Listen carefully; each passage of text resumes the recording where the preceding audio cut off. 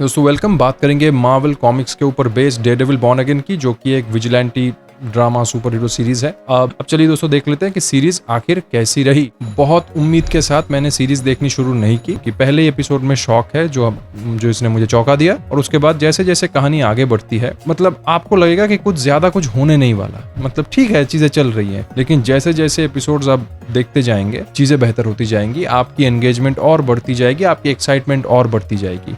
तो जैसे ही एकदम सीरियस टोन है, कोई बीच में छिछोड़पंती कॉमेडी नहीं है, और जो सीन्स में इमोशन है वो इनफ है, और कुछ ऐसे डायलॉग्स भी हैं कि जो कहीं ना कहीं प्रैक्टिकल लाइफ विजडम कैरी करते हैं, जैसे जो कहीं ना कहीं आपको सोचने पे मजबूर करते हैं। कैरेक्टर डेवलपमेंट वाइज वो जो चार्ली कॉक्स जो डेयरडेविल का कैरेक्टर प्ले कर रहे हैं, मुझे तो वो सचमुच अंधा लगा। मतलब इतनी बेहतरीन एक्टिंग, मुझे लगा वो यही रोल करने के लिए पैदा हुआ है। और बाकी जो जॉन बर्नथल ने जो पनिशर का रोल किया, वो तो मुझे सच में ही ऐसा लगा कि उसके साथ क्या बोलते हैं वो रियल लाइफ में जो हुआ, रियल लाइफ में भी वही हुआ है। ऐसे उसके एक्सप्रेशंस थे एकदम नेचुरल, और भी जो कैरेक्टर्स थे बेहतरीन। काफी जब मैंने ट्रेलर देखा था, तभी जब ट्रेलर रिव्यू किया था मैंने, तो मुझे ऐसा लगा था कि बहुत से कैरेक्टर्स है, पता नहीं ठीक से इनकॉर्पोरेट कर पाएंगे या नहीं, लेकिन बेहतरीन तरीके से इनकॉर्पोरेट कर पाते एकदम बैलेंस्ड वे में। पर यहाँ भी कहूंगा कि इमोशनल जो एस्पेक्ट है वो सीजन 1, 2 और 3 के मुकाबले उतनी उस तरह की इमोशनल सीन नहीं है, लेकिन जो है इनफ है। वो थोड़ी ज्यादा हो सकती थी इमोशनल सीन्स, लेकिन जो भी है इनफ है। इसका मतलब ये नहीं कि आप देख नहीं सकते। सीरीज इनकम्प्लीट खत्म होती है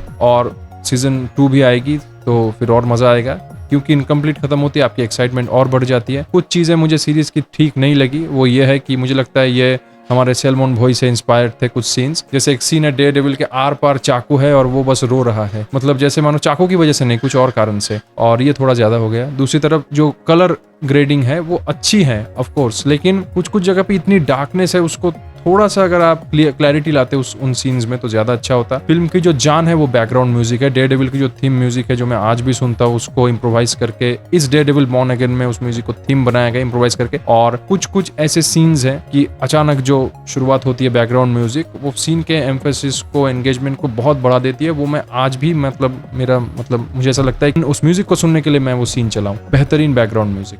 एपिसोड 9 के आखिरी एपिसोड के जो एक्शंस हैं वो बहुत ही ब्रूटल है कुछ मामलों में, और सीरीज जो है वो काफी हद तक मतलब डेयरडेविल का जो कैरेक्टर है ये प्रो स्टेट है, विजिलेंटी है, लेकिन एंटी स्टेट नहीं है। हाँ, स्टेट मतलब मेरे कहने का मतलब है, स्टेट मतलब कोई देश की बात, शहर की बात नहीं कर रहा, सिस्टम, जुडिशरी, एडमिनिस्ट्रेशन, इन सब की बात कर रहा हूँ। तो ये प्रो स्टेट है। जुडिशरी, एडमिनिस्ट्रेशन की जो भूमिका होती है, जो इंपॉर्टेंस होती है, उसको कंसिडरेशन में रख के ही ये कहानी लिखी गई है। डेयरडेविल जो है, ये विजिलेंटी जो सुपर हीरो है, वो खिलाफ है क्रिमिनल्स के और करप्ट लोगों के जो सिस्टम को करप्ट कर रहा है। ये ऐसा नहीं है कि क्रांति के नाम पे एकदम कैओस कर दिया।